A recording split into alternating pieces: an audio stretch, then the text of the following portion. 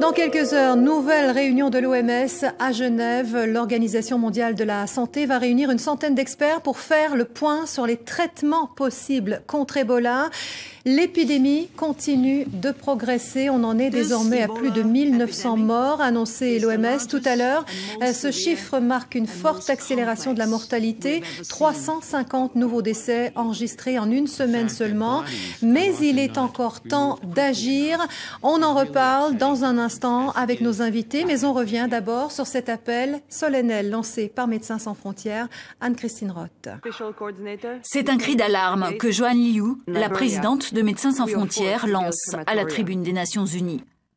Un réquisitoire contre l'inaction de la communauté internationale face à Ebola. En 6 mois de la pire épidémie d'Ebola de l'histoire, le monde est en train de perdre la bataille pour la contenir.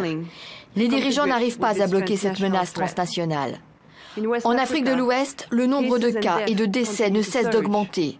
Des émeutes éclatent, les centres d'isolement sont dépassés.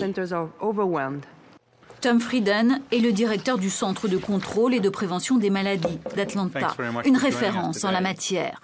Il dresse le même tableau, très sombre. Le nombre de cas continue à augmenter et il augmente désormais très rapidement. Il est encore possible de réduire le fléau, mais la fenêtre d'opportunité pour agir est en train de se refermer. C'est maintenant que nous devons agir pour intensifier la réponse. L'épidémie risque de toucher 20 000 personnes, prévient l'Organisation mondiale de la santé. Et au rythme de contagion actuel, il faudra 6 à 9 mois pour la maîtriser. L'ONU s'inquiète désormais des pénuries alimentaires qu'elle pourrait provoquer. Il y a beaucoup de restrictions en termes de mouvement, de circulation des personnes, de circulation des marchandises, du commerce. Tout cela a un impact sur les prix, mais aussi sur la disponibilité de la nourriture. En 6 mois, Ebola a tué plus de 1500 personnes, la moitié des malades recensés. Alors 1900 morts selon les tout derniers chiffres annoncés ce soir par l'OMS. La maladie progresse alors qu'on sait pourtant comment faire pour arrêter Ebola.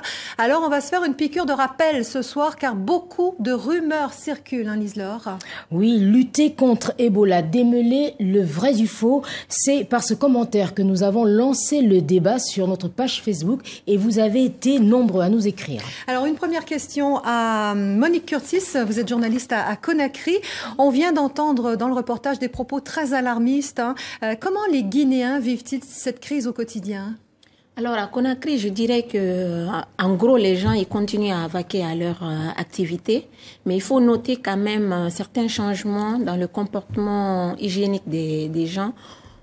Individuellement, chacun a son petit flacon de gel désinfectant pour se nettoyer les mains après des accolades ou après 30 minutes de travail, 1 heure de travail. Mais aussi collectivement, aujourd'hui, dans tous les espaces publics en Guinée, vous avez des vases de 150 litres, de 50 litres d'eau chlorée et tout.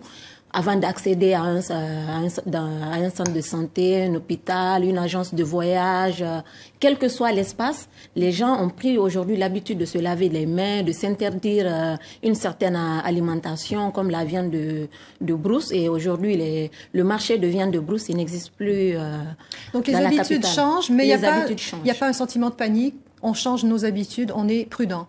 Oui, on est prudent, il n'y a pas un sentiment de panique. Très bien.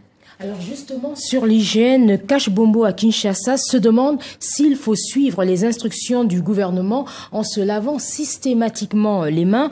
Alors, docteur Alovor, est-ce qu'en fait, par une simple accolade, on peut attraper la maladie?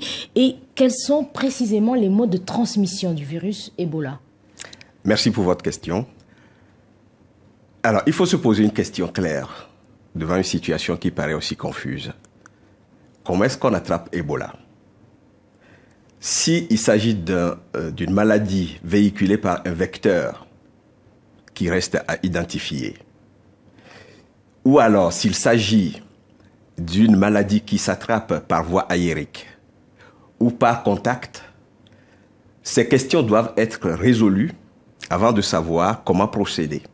Là, les téléspectateurs qui nous regardent ce soir veulent des réponses concrètes. Les réponses concrètes, c'est quoi? c'est que la communauté médicale mondiale au jour d'aujourd'hui n'est pas très claire et précise sur les modes de transmission et de contagion. Vous avez des réponses concrètes à nous apporter ce soir, Dr Alovar? Je ne saurais pas vous le dire justement parce que la littérature médicale est très confuse là-dessus. Mais qu'est-ce qu'on peut dire? Qu'est-ce qu'on peut dire pour rassurer les gens? Se laver les mains. Alors, si c'est en mangeant de la chauve-souris ou de la viande de brousse qu'on l'attrape, en ce moment-là, les règles d'hygiène, de lavage de mains n'ont pas de sens. Si c'est le cas aussi, avoir peur des passagers africains dans les avions n'a pas de sens non plus. Vous conviendrez avec moi. Mais quelles sont les règles de base qu'on peut adopter? L'hygiène de vie, se laver les mains, non seulement on aura évité peut-être au cas où c'est ainsi d'attraper Ebola, mais aussi d'autres formes de pathologies, ne serait-ce que les vers intestinaux par exemple. Quand on se lave bien les mains, on ne les attrape pas. Donc c'est tout bénéfique de le faire. Mais ça ne répond pas à la question de fond de savoir quel est le mode de transmission de cette maladie. Ce n'est pas une grippe. La grippe, effectivement, il y a beaucoup de questions qui se posent. Effectivement, je rappelle qu'à ce jour, aucun vaccin n'a été créé contre Ebola. Le premier cas de l'épidémie est apparu en Guinée, c'était au mois de décembre 2013. Il a fallu attendre 3 mois, mars 2014, Lise-Laure, pour que le gouvernement guinéen reconnaisse l'existence de cette épidémie. D'ailleurs, à ce jour, Alpha Fatou Bari souligne le manque de mesures drastiques des autorités guinéennes à l'apparition du virus. Alors, très succinctement, Dr Alovar, est-ce que les politiques africains ont vraiment pris la mesure de cette épidémie? Et selon vous, quel est le point sur lequel on doit insister? Ma réponse est nette, c'est non. Pour la simple et bonne raison que si vous consultez le tableau de bord de surveillance de toutes les affections sur le continent, vous apercevrez que nos États n'ont aucun dispositif de veille. Donc, quand il arrive un phénomène nouveau sur le plan sanitaire, il est difficile, lorsqu'on n'a pas de monitoring, de s'en apercevoir, de voir sa progression, sa stabilisation ou sa régression. Voilà comment on en est arrivé à être surpris par ce mal qui est tombé comme ça, sans qu'on puisse le contenir. Il y a des mesures qui ont été mises en place depuis les réunions de l'OMS. Il y a eu des réunions, oui. Et bien sûr, à se référant, bien sûr, aux moyens proposés par l'OMS et d'autres organisations de secours comme Médecins sans frontières et d'autres organisations caritatives.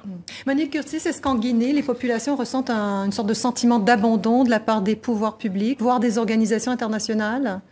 Des pouvoirs publics, non.